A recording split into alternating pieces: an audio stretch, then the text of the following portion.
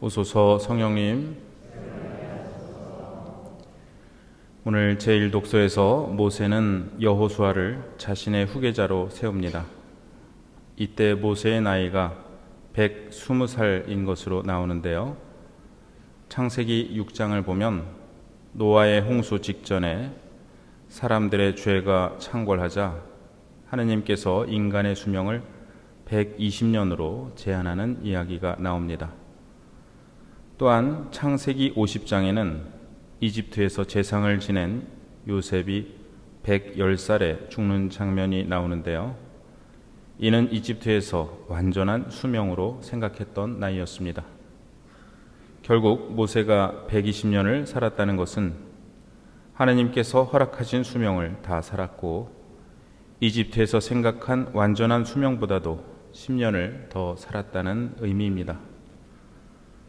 모세는 이스라엘의 참된 지도자는 하느님이심을 분명히 합니다.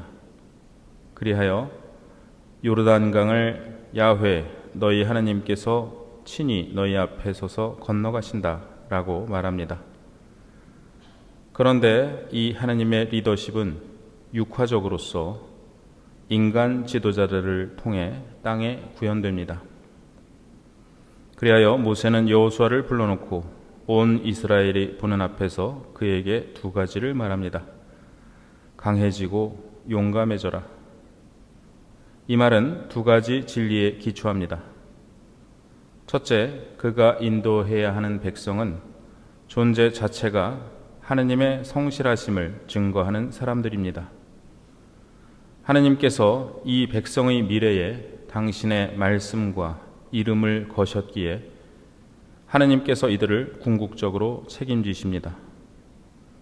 둘째, 지도자는 하느님의 한결같은 현존에 의지할 수 있습니다. 이 두 가지 진리 때문에 지도자는 강해지고 용감해질 수 있습니다. 오늘날에도 교회 공동체는 이 사실을 잊지 말아야 합니다. 복음에서는 오늘부터 마태오복음 18장의 말씀을 듣게 됩니다. 마태오복음 18장은 일명 공동체 설교라고 불리는데요. 예수님께서 가르치시고 행하신 하느님 나라의 가치에 비추어 교회 공동체에서 형제들과 어떻게 살아가야 하는지를 말씀하고 계십니다. 제자들이 예수님께 다가와 하늘나라에서는 누가 가장 큰 사람입니까? 하고 여쭙니다. 예수님께서는 어린이 하나를 불러 그들 가운데 세우시고 말씀하십니다. 내가 진실로 너희에게 말한다. 너희가 회개하여 어린이처럼 되지 않으면 결코 하늘나라에 들어가지 못한다. 그러므로 누구든지 이 어린이처럼 자신을 낮추는 이가 하늘나라에서 가장 큰 사람이다.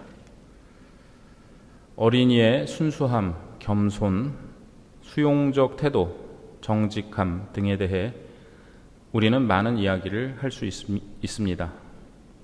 그러나 오늘 복음에서 예수님께서 말씀하시는 어린이는 사회적 신분에 대한 말씀입니다. 오늘날과는 달리 당시의 어린이는 무시되는 존재였습니다. 그러므로 오늘 복음의 어린이는 10절에 나오는 작은이들과 같은 뜻을 지닙니다. 어린이들은 사회적으로나 신체적으로나 작은이들이었습니다. 그런데 예수님께서는 이 작은이들의 천사들이 하늘에 계신 내 아버지의 얼굴을 늘 보고 있다고 말씀하십니다. 이어서 되찾은 양의 비유를 말씀하시는데요. 어떤 사람에게 양 100마리가 있는데 그 가운데 한 마리가 길을 잃으면 99마리를 산에 남겨둔 채 길 잃은 양을 찾아 나서지 않느냐라고 물으십니다.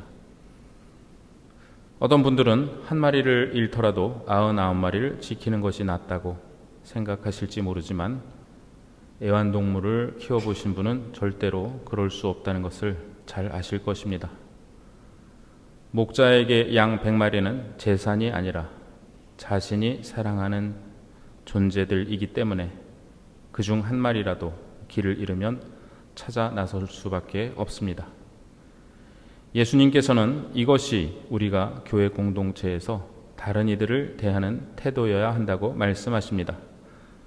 즉 누가 더 큰 사람인지를 따지지 말고 자신을 낮추는 사람이 되고자 노력해야 하고 작은 이들을 예수님의 이름으로 받아들여야 합니다. 또한 누군가 공동체에서 떨어져 나가려 하면 그를 찾기 위해 온 힘을 다해야 합니다. 우리 교회 공동체가 하나님의 성실하심을 증거하고 있기 때문이며 하나님께서는 이 공동체 안에 현존하고 계시기 때문입니다. 한평생 겸손한 자세로 하나님과 하나님 백성을 위해 헌신하시며 특히 사회적 약자들에게 깊은 애정을 지니고 실천하는 삶을 사신 유경촌 디모테오 주교님을 위해 특별히 기도드립니다. 작은 이들을 위해 헌신하신 주교님은 이제 가장 작은 이가 되어 임종을 준비하고 계십니다.